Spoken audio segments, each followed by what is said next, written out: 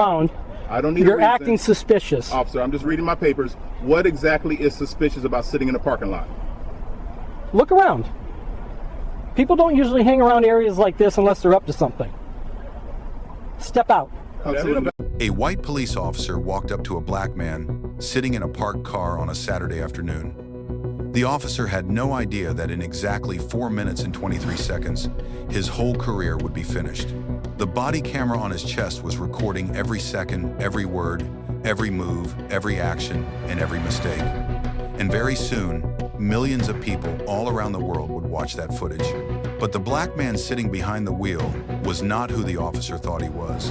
Not even close. What happened next would shake the entire police department, and it would end up making national headlines. Before we continue with this crazy story, I want to know where you're watching from today. Drop your location in the comments, and if you haven't subscribed yet, take a second to hit that subscribe button. Trust me, you do not want to miss what happens next.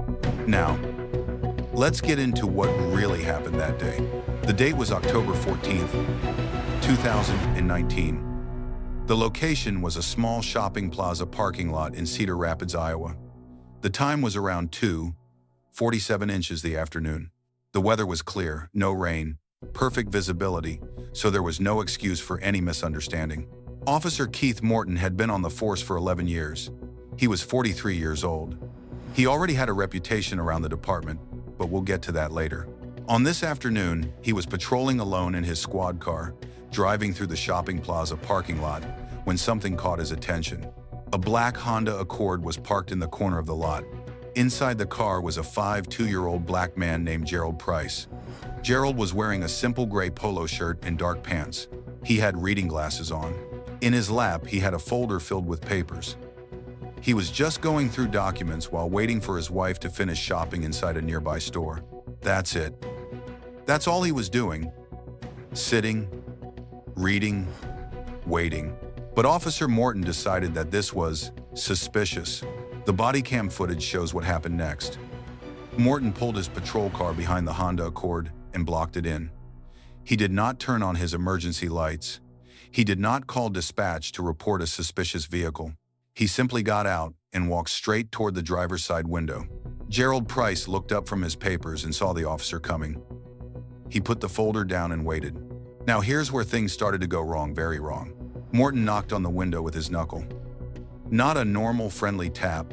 It was a hard, aggressive knock, the kind that already says, "You're in trouble," before anyone even speaks. Gerald rolled the window down, and Morton's first words set the tone for everything that came next. He asked Gerald what he was doing in the parking lot, but his voice wasn't curious. It wasn't calm. It sounded like an accusation.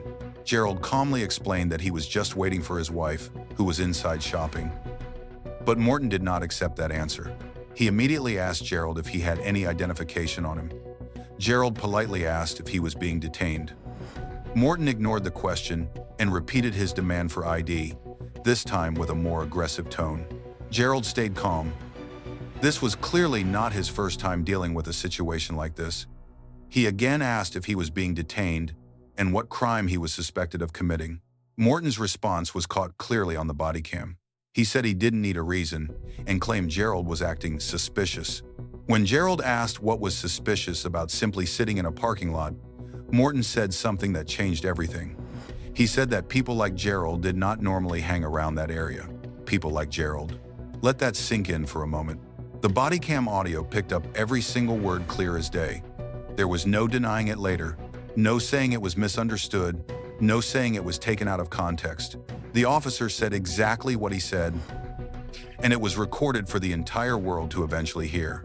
If you're following this story and you think this officer was wrong, type "wrong" in the comments right now. Let's continue. Gerald Price did not react the way Officer Morton expected. He didn't get angry. He didn't raise his voice. He didn't make any sudden moves. He stayed calm, quiet, and in control. And this only seemed to frustrate Morton even more.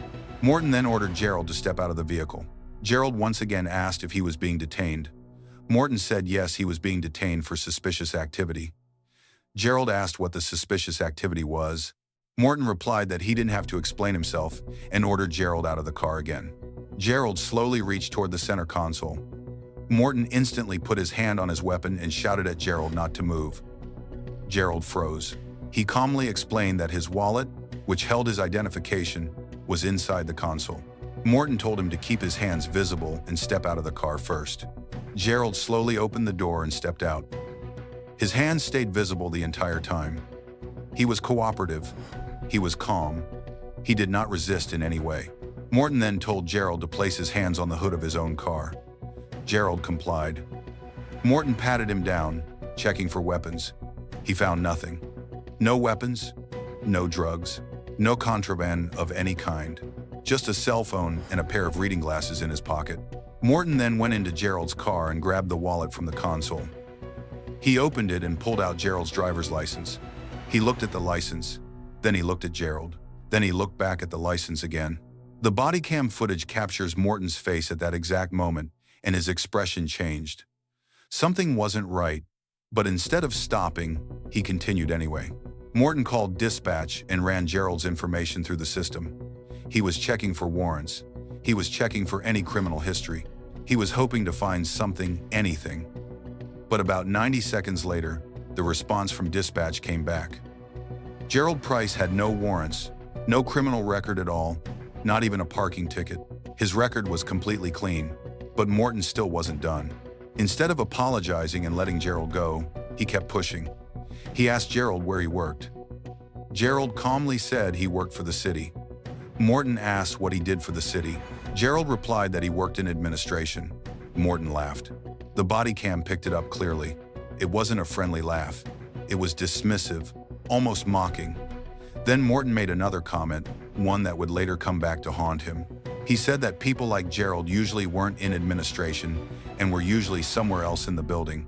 Again, that phrase, people like Gerald. And once again, the body cam recorded every word. Morton continued questioning him. He asked where Gerald lived, why he was in that parking lot, whether he knew anyone in the area. He even asked if Gerald had any receipts to prove that his wife was actually shopping. Gerald answered every single question calmly and honestly. By this point, nearly 15 minutes had passed since the first contact. Gerald had been detained for 15 minutes for doing absolutely nothing wrong. His only crime was sitting in a parking lot while being black. Then something happened that changed everything. Gerald's cell phone rang. The body cam shows Morton looking at him and telling him he was not allowed to answer it. Gerald ignored the order and reached into his pocket.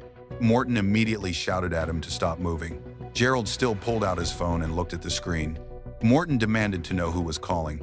Gerald said it was his office. Morton said he didn't care and ordered him to put the phone away. Gerald refused. He said the call was important and that Morton might want to pay attention. Gerald answered the phone. The body cam only captured Gerald's side of the conversation, but it was more than enough. Gerald said he was currently being detained by one of the officers. He clearly stated the officer's name, Morton.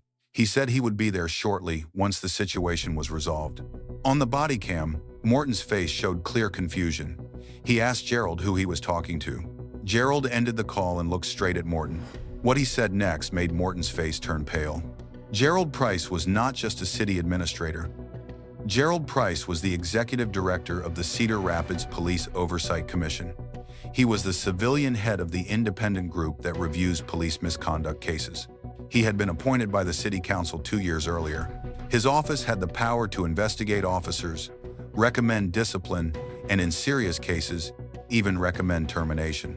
In simple terms, Gerald Price was one of the most powerful people in the city when it came to police accountability. And Officer Morton had just harassed him, used racially coded language toward him, and detained him with no legal reason, all while wearing a body camera. Morton's attitude changed immediately. Suddenly, he was apologetic. Suddenly, he understood that Gerald was just waiting for his wife. Suddenly, there was no suspicious activity at all. Morton tried to hand Gerald his driver's license back and told him he was free to go. But Gerald didn't take the license right away. Gerald asked Morton if the body cam was recording. Morton said yes. Gerald then asked if it had been recording the entire time. Morton again said yes. Gerald nodded, and only then did he take his license back. Gerald didn't yell. He didn't threaten him. He didn't curse. He stayed calm the whole time. He simply got back into his car, and a few minutes later, when his wife came back from shopping, he drove away. But this story was far from over. Do you think Officer Morton knew he was in serious trouble at this point?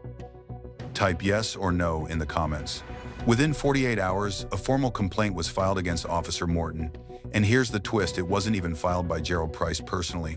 It was filed by a third party who had seen part of the situation from inside the store. This witness saw the officer pat down Gerald and make him stand against his own car for no clear reason. That complaint triggered an automatic review, and during that review, the department pulled the body cam footage. When the reviewing officers watched it, they couldn't believe what they were seeing.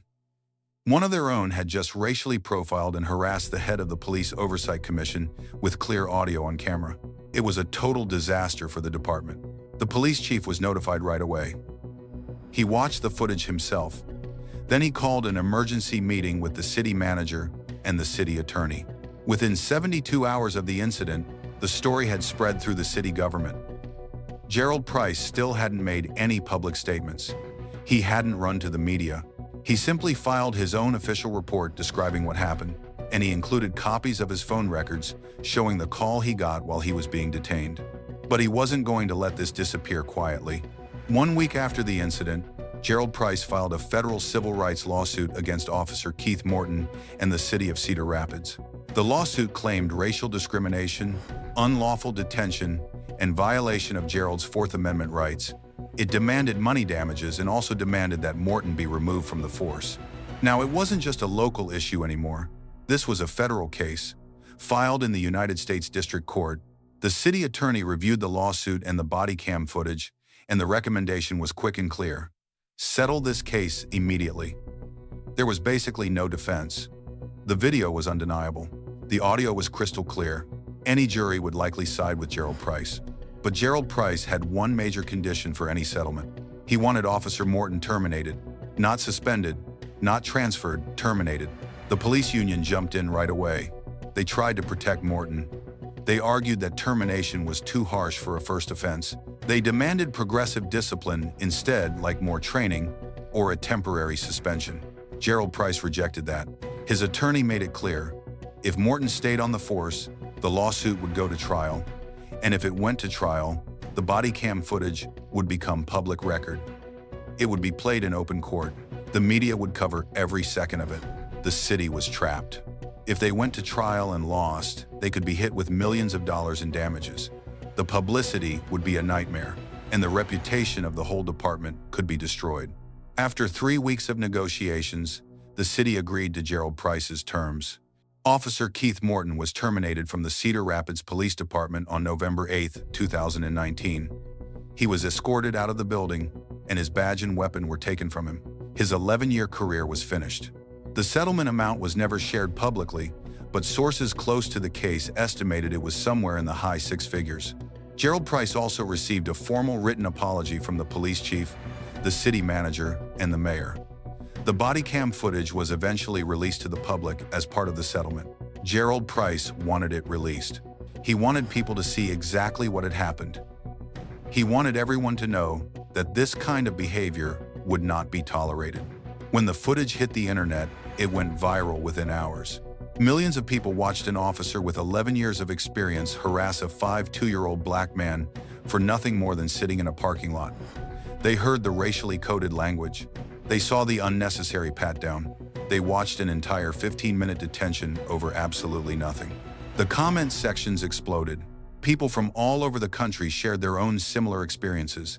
The video sparked national conversations about racial profiling and police accountability far beyond Cedar Rapids. Officer Morton never worked in law enforcement again. His termination was reported to the state licensing board, and his peace officer certification was revoked. He could no longer be hired as a police officer anywhere in the country. Gerald Price continued serving as the executive director of the Police Oversight Commission. He never made public statements about what happened to him personally. He simply let the body cam footage speak for itself. His actions showed that the strongest response to injustice isn't anger or revenge, it's accountability through the proper channels.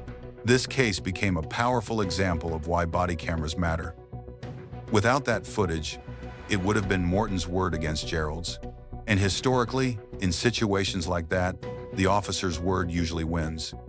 But this time, the body cam captured the truth: what happened, how it happened, and exactly what was said. If you believe body cameras should be mandatory for all police officers, type mandatory in the comments. But there's one more part of this story that many people don't know. After Morton was fired, reporters started digging into his past. They filed public records requests for his personnel file. What they found was disturbing. During his 11 years on the force, Morton had received multiple complaints from citizens. Almost all of them followed the same pattern. They involved traffic stops or parking lot encounters with minority citizens. The complaints described rude behavior, unnecessary aggression, and discriminatory language. Yet Morton was never seriously disciplined. Every time, internal investigations claimed there wasn't enough evidence. Every time, the complaints were dismissed. Every time, Morton was cleared and sent back to work. The only difference in Gerald Price's case was the body cam. Earlier victims had no video evidence. It was always the officer's word versus the citizen's word, and the officer always won. This time, the camera changed everything. The video provided proof that previous victims never had. It showed a clear pattern of behavior that should have been addressed years earlier. In a private meeting later on, Gerald Price said he probably wasn't the first person Morton treated this way. He was just the first person with the knowledge, resources, and position to hold him accountable. The case raised serious questions. How many other officers like Morton were still on the force? How many citizens had been mistreated with no video to prove it? How many complaints had been ignored simply because it was one person's word against an officer's? In the months after the case, the Cedar Rapids Police Department announced major changes. Body cameras became mandatory for all patrol officers. Cameras had to be activated during any contact with citizens. Failing to turn on a camera became a disciplinary violation. The Oversight Commission, led by Gerald Price, was also given more power. They were now allowed to access body cam footage independently, without needing permission from the police department. This made sure real oversight could happen, even if the department resisted. These changes couldn't undo what happened to Gerald Price in that parking lot, but they helped make sure future citizens would have better protection. Morton tried to fight his firing through arbitration, with the police union backing him. They argued the punishment was too harsh and that Morton deserved another chance. The arbitration hearing lasted 2 days. Gerald Price testified. He explained exactly what happened. He talked about the humiliation of being treated like a criminal for sitting in his own car. He described being patted down in public. He explained the fear he felt when Morton reached for his weapon. The arbitrator watched the body cam footage 3 times. Then the decision was made. Morton's termination was upheld. The arbitrator ruled that Morton's behavior was so serious, so unacceptable, that termination was the only appropriate outcome. The racial meaning behind Morton's words could not be ignored. The fact that he had no real reason to stop Gerald could not be excused. And the pattern of past complaints in Morton's file could not be brushed aside. Morton was finished. His career was over. His reputation was destroyed. All because he chose to harass a black man sitting in a parking lot. Gerald Price went back to his job and kept doing his work, holding officers accountable. He didn't chase attention from the case. He didn't do interviews. He didn't go on TV. He simply returned to work and continued doing what he had always done. This case became a major lesson for police departments across the country. It showed that body cameras work the way they're supposed to when the footage is saved and released. It proved that real accountability is possible when the evidence is clear and undeniable. But more than anything, it showed something even harder to accept. Anyone can become a victim of racial profiling. Gerald Price was educated. He was professional. He had real authority. He had done everything right in his life. He had no criminal record. He was sitting peacefully in a parking lot, waiting for his wife. And none of that mattered to Officer Morton. Morton saw a black man and assumed the worst. He saw suspicious activity when there was none. He saw danger when there was only a man sitting quietly, reading papers in his own car. That's the truth about racial profiling. It doesn't matter who you are. It doesn't matter what you've achieved. It doesn't matter where you went to school or what your job title is. In that moment, all that matters to the profiling officer is what they think they see on the surface. Gerald Price understood that reality better than most people. That's why he took the Oversight Commission job in the first place. That's why he fought so hard to have Morton terminated. That's why he demanded the body cam footage be released to the public. He wanted people to see. He wanted people to understand. He wanted everyone to realize that this happens every day, especially to people who don't have the power, knowledge, or resources to fight back. This story had a satisfying ending because the victim happened to be someone with influence. But how many other stories end the opposite way? How many people are embarrassed, harassed, and humiliated by officers like Morton and have no way to prove it? How many complaints get filed and then dismissed because there's no video evidence? Those are the questions Gerald Price wanted people to ask after watching that body cam footage. Officer Keith Morton thought he was confronting a suspicious person in a parking lot that afternoon. He thought he was doing his job. He thought there would be no consequences for his actions. He was wrong about everything. The man in that car wasn't suspicious. He wasn't a criminal. He wasn't doing anything illegal. He was just a regular citizen living his life. And that regular citizen happened to be the person who led the group that investigates police misconduct. If you made it to the end of this story, type justice in the comments. And if you haven't subscribed yet, do it now. Hit that subscribe button and the notification bell so you never miss another story like this again. Sometimes the universe delivers justice in unexpected ways. Sometimes the person you choose to mess with is the exact wrong person to mess with. And sometimes your own body cam becomes the evidence that ends your career. That's exactly what happened to Officer Keith Morton on that Saturday afternoon in Cedar Rapids, Iowa. And he has no one to blame but himself.